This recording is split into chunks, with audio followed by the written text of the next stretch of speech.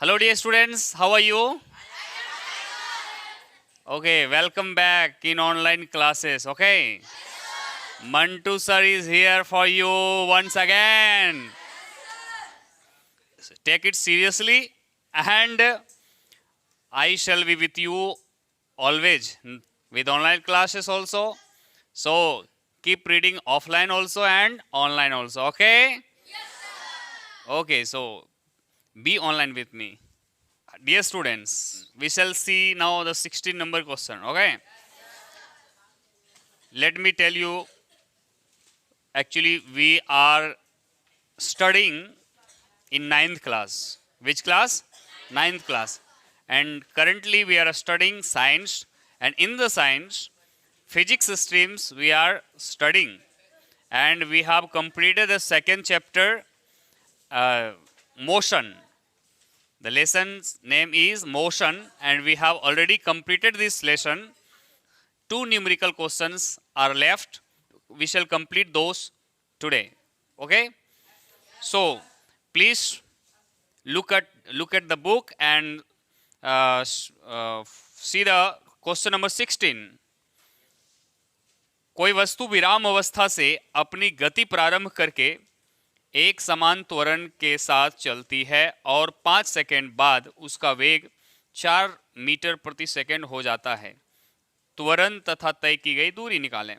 बच्चों, जब कोई वस्तु, जब कोई कार या जब कोई आदमी विराम की अवस्था से चलना प्रारंभ करता है तो उसका प्रारंभिक वेग यानी u वो क्या होगा? 0। क्या हो जाएगा बच्चों?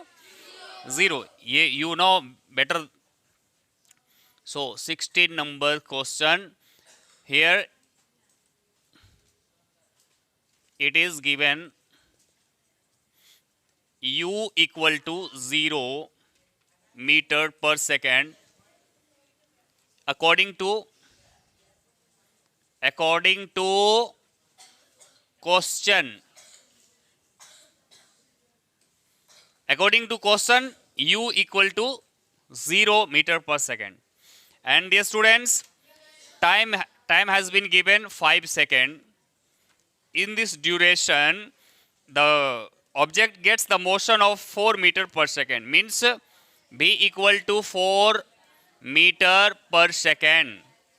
तो जब गति बढ़ गई इसका मतलब उसमें एक्सेलरेशन हुआ यानी त्वरण उत्पन्न हुआ। तो वही त्वरण कितना उत्पन्न हुआ वही हमको पहले निकालना है। तो सिंपली डियर स्टूडेंट्स, त्वरण का जो सूत्र होता है, त्वरण बराबर वो होता है v माइनस यू बटे टी। आप लोग जान रहे हैं इसको? तो v यहां पर दिया हुआ है 4 मीटर पर सेकेंड और माइनस यू तो 0 है तो 0 लिख देंगे। 0 के साथ कुछ लिखने की जरूरत है नहीं। और बटे समय है 5 सेकेंड। अब बच्चों, आप जैसा कि जानते हैं 0 का कोई वैल्यू नहीं है यहाँ पर, तो यहाँ पर सिंपली हो जाएगा 4 बटे 5 मीटर पर सेकेंड स्क्वायर हो जाएगा। इसमें कोई दिक्कत सॉल्यूशन में?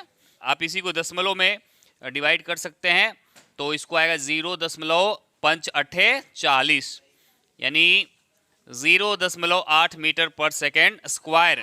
ये हमारा उस वस्तु का त्वरण प्राप्त हो गया। Understood dear students?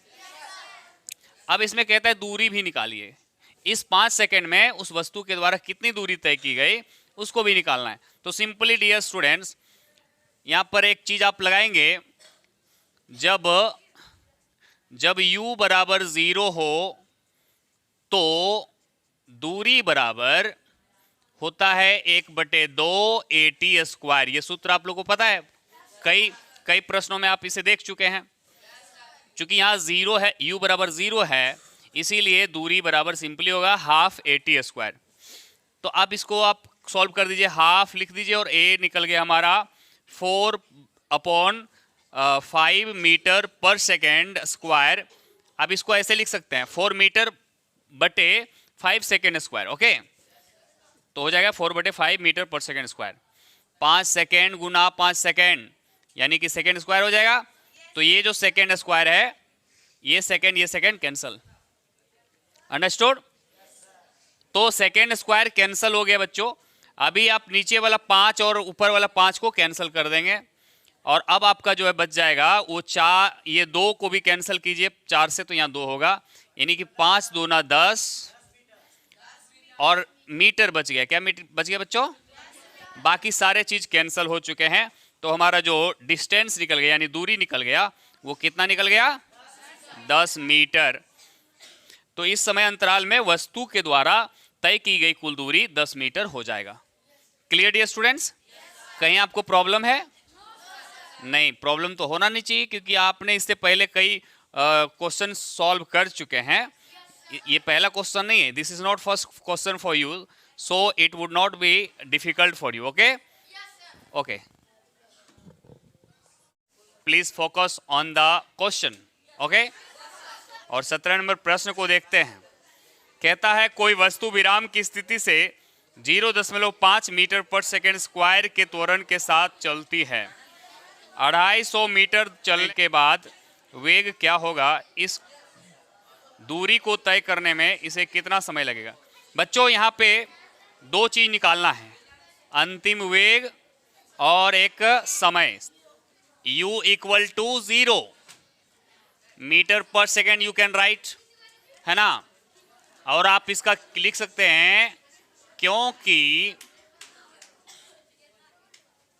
वस्तु विराम की स्थिति से चलना शुरू किया। चूंकि विराम की स्थिति से वस्तु चलना शुरू किया, इसीलिए u बराबर क्या हो जाएगा? 0 मीटर पर सेकेंड।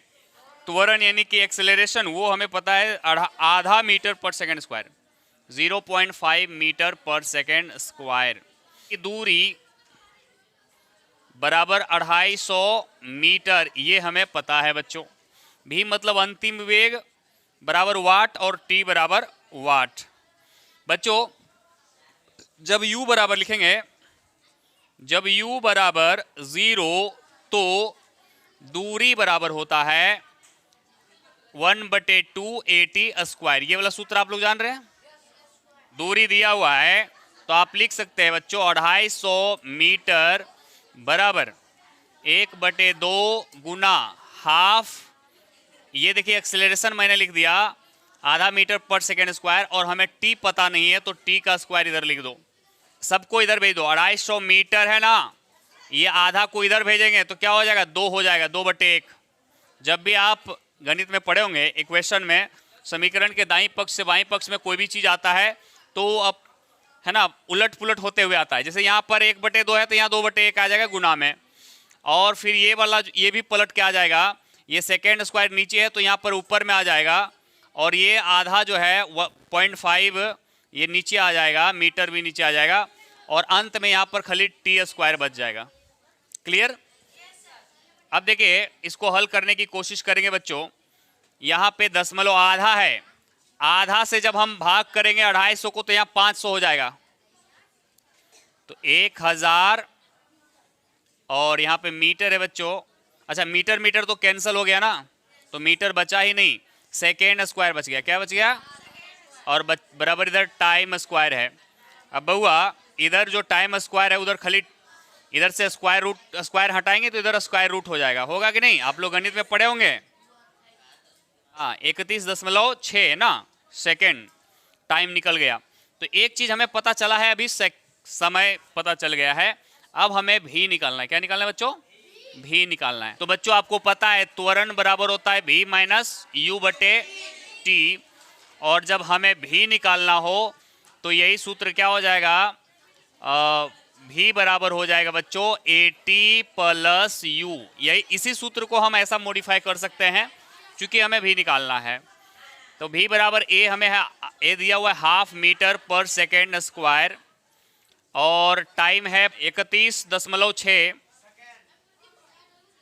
सेकेंड, और प्लस में आ जाएगा बच्चों u तो 0 है तो u तो का कोई वैल्यू रहेगा नहीं यहाँ पर। अब चलिए इसी को करते हैं सॉल्यूशन। सेकेंड ये देखो 1 सेकेंड से कटा तो 1 सेकेंड यहाँ पर बचेगा क्योंकि यहाँ सेकेंड स्क्वायर है। फिर आपको आधा गुना 31.6 गुना आधा 15.8, और मीटर आएगा। क्या आएगा? मीटर, और नीचे में सेकेंड बचा हुआ है तो पर सेकेंड आएगा। ये 0 का तो कोई वैल्यू है नहीं, तो 15.8 मीटर पर सेकेंड, ये आगे हमारा क्या, भी का मतलब अंतिम वेग। बच्चों इस क्वेश्चन में हमें दो चीज निकालना था, एक समय जो कि 31.6 सेकेंड आया, और दूसरा चीज निकालना था भी यानी कि अंतिम वेग जो कि 15.8 मीटर पर सेकेंड आया। Okay, have you understood this question dear students?